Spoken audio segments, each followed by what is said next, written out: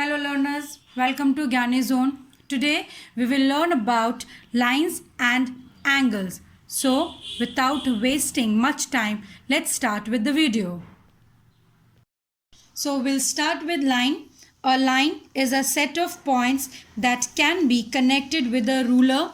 Few points to remember while learning about line are it has only one dimension, that is only length.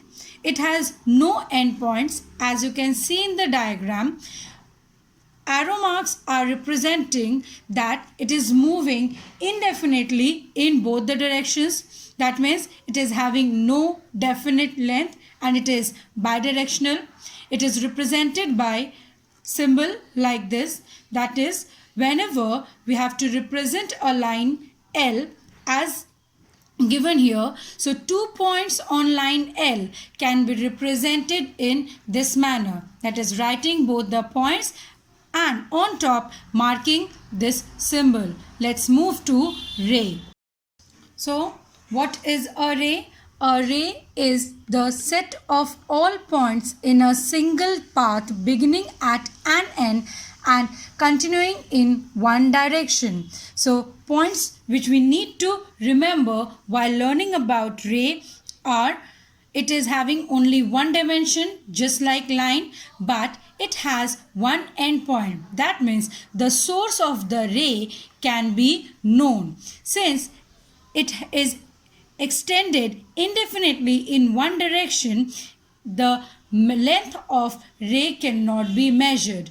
As you can see here, it is starting from point A and moving towards B. So the representation will be like A to B having an arrow mark on top. That is, this arrow mark is the representation of A. Suppose if the source of A ray is C and it is moving towards D, so the representation will be CD where the source is C and moving towards D. If the source would have been D and it is moving towards C, so the representation can be DC where source is D moving towards C, or it can be represented as CD where D is the source and it is moving towards C. Now let's move to line segment. What is a line segment?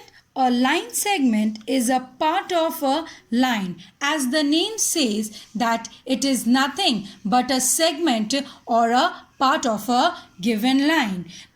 The properties are it is having only one dimension just like line and ray, but it has two distinct endpoints. That means the source and the destination, the starting point and the end point of a line segment can be known, and hence it is having a definite length. It is represented by this bar symbol. That means whenever we are writing or we are representing a line segment, we will write both the endpoints and on top will mark this bar symbol. Since it is a measurable quantity, that means it is having an instrument for its measurement, and the instrument for the measurement of line segment is a ruler. Now we'll move to angles. An angle is formed when two different rays have the same initial point. That is, the figure formed by two rays with the same initial point is called an angle. The common initial point is called the vertex of the angle, and the two rays are called the arms or the sides of the angle. Now we'll see how an angle is named. Firstly, this is the symbol for representation of an angle. Now, while naming an angle, we have to start from any point on any one of the ray, then the vertex, and then any point on the other ray. That is, first the angle symbol, then a point on one of the ray, then the vertex, and then the any point on the second ray, which is angle A BOB. It can also be represented as angle BOA. The unit for measurement of the angle is degree. Now the instrument which is used for the measurement of an angle is a protractor. Now see students, this region is called the interior region of the angle. Obviously then this is which is outside, the region outside the angle is called the exterior region of the angle, and this is called the boundary of the angle. Now we'll move to the types of the angle.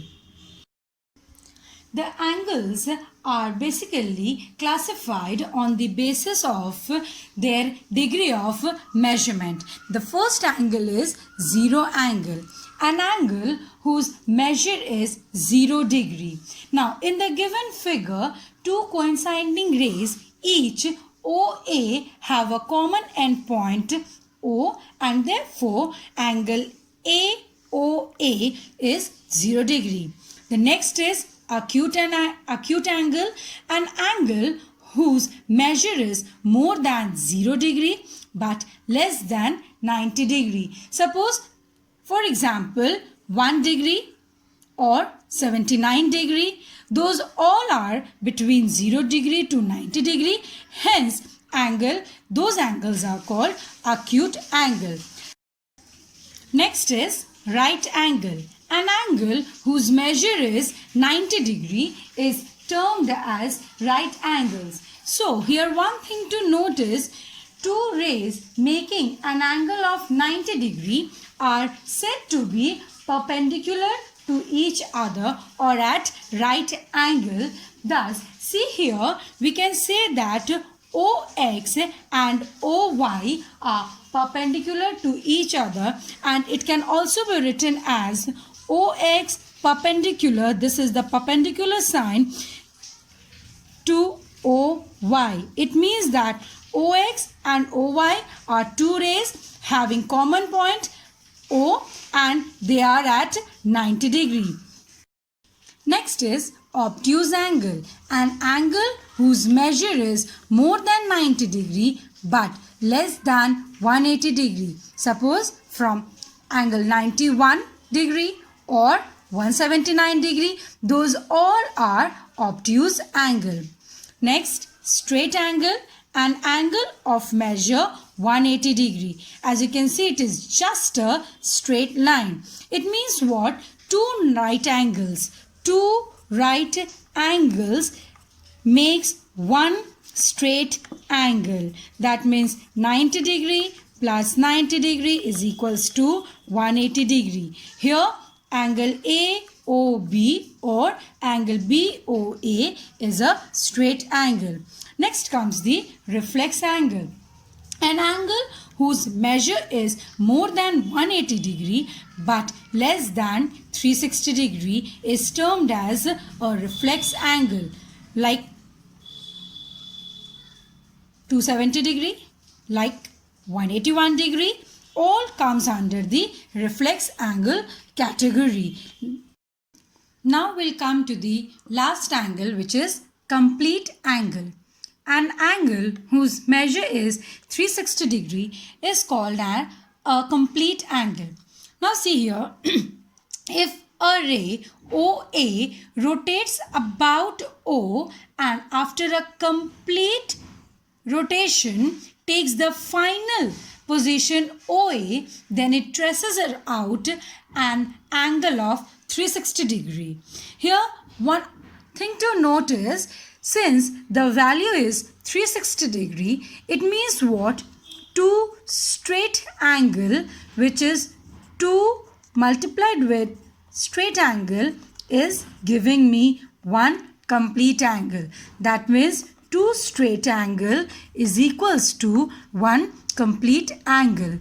Similarly, 4 right angles, or we can say 4 right angles making 1 complete angle. 1 complete angle. This was all about lines and angles. Hope the topic Lines and angle is now clear to you all. If you have found the video to be useful, kindly like the video and share with your friends.